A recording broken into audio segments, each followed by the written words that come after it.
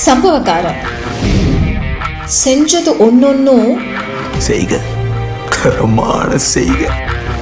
என்ன ஸ்கூல்ல சேர்த்துக்கலன்னா குளத்துல குதிச்சிருவேன்னு பிஞ்சு வயசுல ஹெட் மாஸ்டரை கதிகலங்க வச்ச அவரோட போராட்ட குணம் இருந்த பின்னும் தன்னோட உரிமைக்காக போராட வச்சுது. இந்தி தெரியாத போடான்னு 14 வயசுல இந்தி திணிப்புக்கு எதிராக ஆரம்பிச்ச இவரோட அரசியல் பயணம் அடுத்த 80 ஆண்டு கால தமிழ்நாட்டோட நிரந்தர தலைப்பு செய்தியா மாறுச்சு. இதோட தொடக்கம் அண்ணாவோட மாடர்ன் தமிழ்நாடு ட்ரீம் ஸ்குவாட்ல முக்கியமான கையா மாறதுல இருந்து ஆரம்பிக்குது.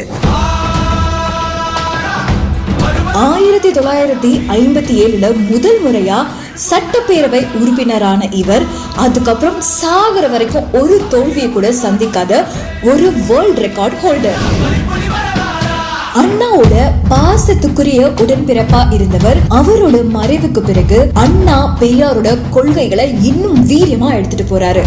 ஆண்டவன் படைப்பில் அனைவரும் சமமெனில் அவன் உயர் ஜாதிக்கு மட்டும் தங்கத்தால் மூளை செய்து தலைக்குள்ளே வைத்தானா, மற்ற ஜாதிக்கெல்லாம் மண்டைக்குள் இருப்பதென்ன களிமண்ணா சுண்ணாம்பா?